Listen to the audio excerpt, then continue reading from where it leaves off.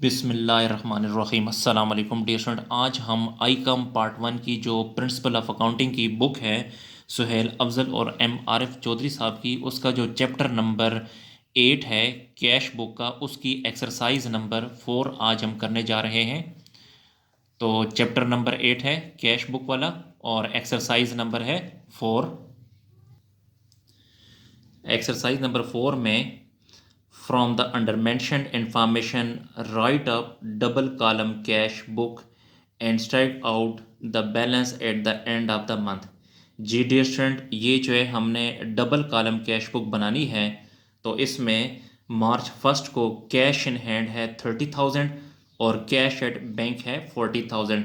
यानी हमारे पास जो कैश मौजूद है वो 30,000 है और हमारे बैंक में यानी हमारे अकाउंट में जो कैश पड़ा है वो 40,000 है।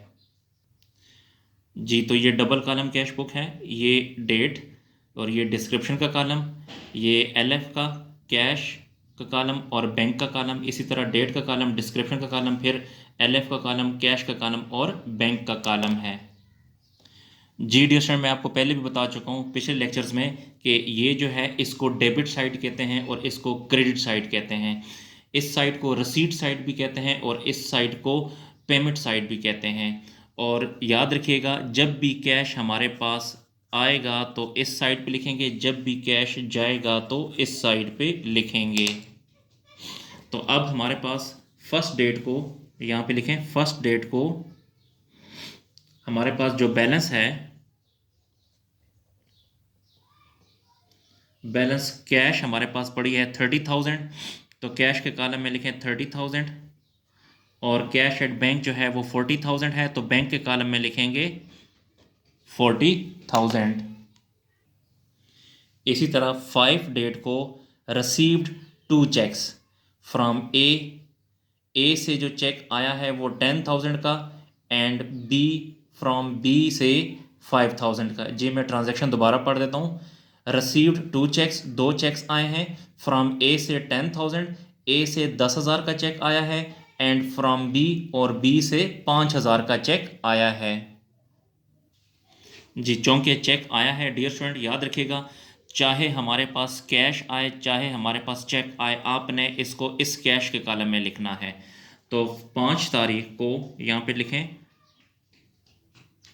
5 डेट को ए से चेक आया है तो यहाँ पे लिखें ए अकाउंट। ए से जो चेक आया है वो 10,000 का, तो कैश के कॉलम में लिखेंगे 10,000। और इसी तरह इसी 5 तारीख को बी से जो चेक आया है तो बी अकाउंट लिखें। बी से 5,000 का चेक आया है तो यहाँ पे कैश के कॉलम में लिखेंगे 5,000। जी मैं दोबारा बता देता हूँ कि चाहे हमारे पास कैश आए चाहे हमारे पास चेक आए, तो आपने इस डेबिट साइड पर कैश के कॉलम में लिखना है। उसके बाद 12 डेट को कैश परचेजेस, यानी हमने नकद परचेजेस की है 8,000 लेस 5% ट्रेड डिस्काउंट, और उसमें 5% जो है वो ट्रेड डिस्काउंट है। तो नकद हमने परचेजेस की है 8,000 की और उसमें 5% ट्रेड डिस्काउंट है। तो जब भी हम परचेज करते हैं तो कैश हमसे जाएगा, यानी जब भी हम परचेजेस करते हैं तो हम पेमेंट करते हैं, तो इसलिए इसको इस पेमेंट साइड पे लिखना है क्योंकि कैश हमसे जा रहा है।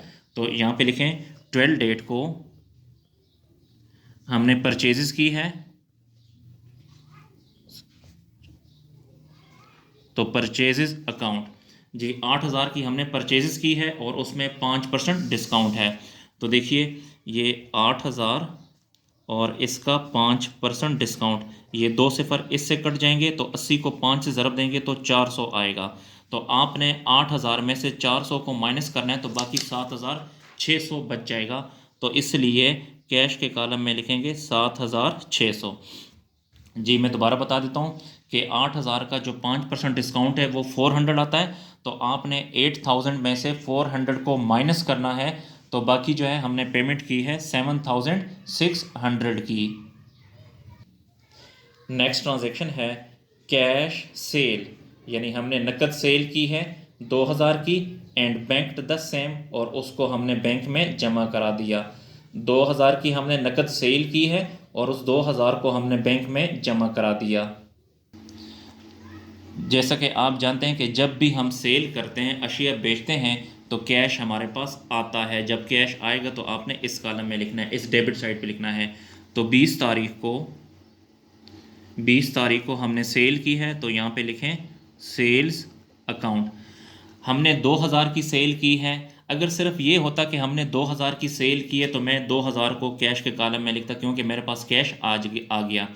लेकिन चूंकि वो कहता है कि एंड बैंक द सेम, यानी उस 2000 को हमने अपने पास नहीं रखा बल्कि बैंक में जमा करा दिया, तो जब भी पैसे बैंक में जमा कराएंगे तो हमारे बैंक में पैसे आ जाएंगे। तो आपने इस कॉलम में लिखना है 2000।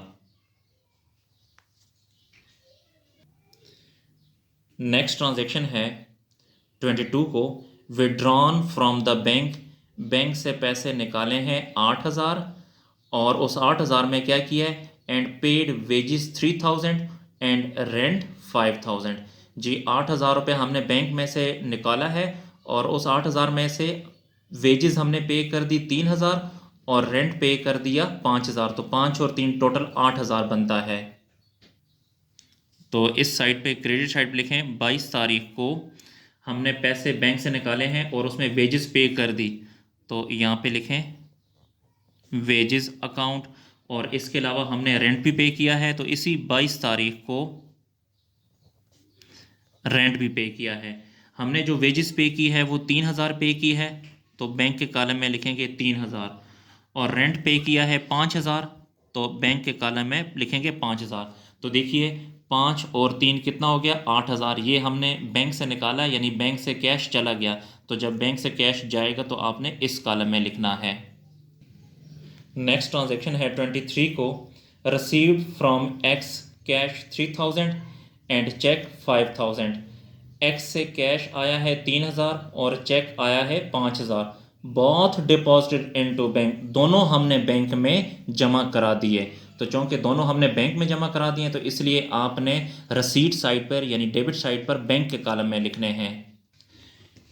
इस ट्रांजैक्शन में अगर ये हमें बैंक में जमा कराने का ना कहता तो मैं इसको इस कैश के कॉलम में लिखता, लेकिन इसने बैंक में जमा कराने की बात की है तो इसलिए इस बैंक के कॉलम में लिखेंगे। तो दोबारा मैं पढ़ता हूँ, रिसीव्ड का मतलब है कि आया है, तो यहाँ इस साइड पे लिखेंगे। डेट है 23, तो यहाँ पे लिखें 23। रिसीव्ड फ्रॉम एक्स से कैश आया है, तो यहाँ पे लिखें एक्स अकाउंट।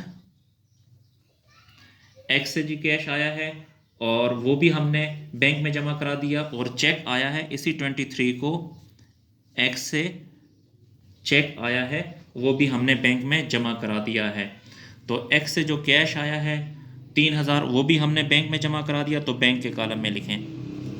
और इससे जो चेक आया है 5000 का एक्स से वो भी हमने बैंक में जमा करा दिया, तो वो भी बैंक के कॉलम में लिखेंगे। अगर ये बैंक में जमा कराने की बात ना करता तो ये 3000 और 5000 फिर मैं इस कैश के कॉलम में लिखता। उसके बाद 25 को, received cheque for sale of old machinery, पुरानी मशीनरी हमने बेची है और उसके बदले चेक हमने रिसीव किया है, एंड बैंक, और उसको हमने बैंक में जमा करा दिया है 8000। तो इसलिए डेबिट साइड पे यानी रसीट साइड पे लिखेंगे और इसको बैंक के कॉलम में लिखेंगे, क्योंकि इस चेक को हमने बैंक में जमा करा दिया है। तो 25 तारीख को इस डेबिट साइड पे लिखेंगे, हमने मशीनरी बेची है, तो यहाँ पे लिखें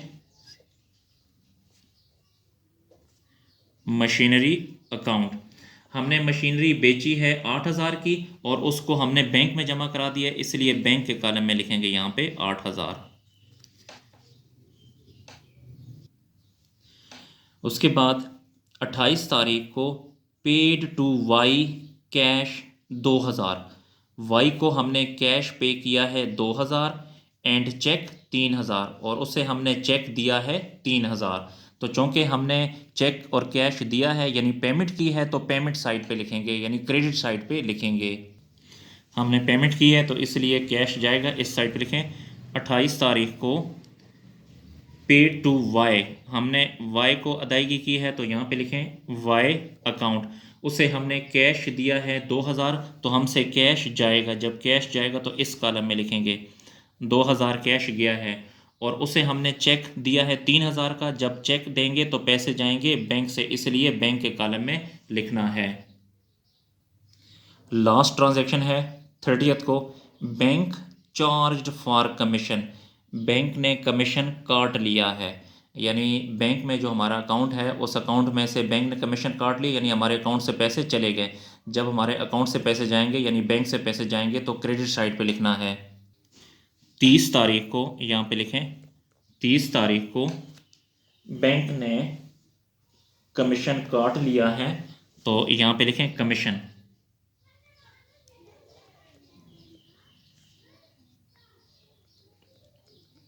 कमीशन अकाउंट, बैंक ने पैसे काटे हैं तो बैंक से पैसे जाएंगे, तो बैंक से पैसे जाएंगे 500, तो यहाँ पे लिखें 500। GD स्टूडेंट हमारी जो ट्रांजैक्शन है वो कंप्लीट हुई। अब इसका टोटल करते हैं। तो ये जो एक कैश का कॉलम है और एक ये कैश का कॉलम है, आपने देखना ये है कि ये वाली साइड बड़ी है या कि ये वाली साइड बड़ी है। तो आई थिंक कि ये वाली साइड बड़ी है, तो कैलकुलेटर उठाएं और प्लस करें।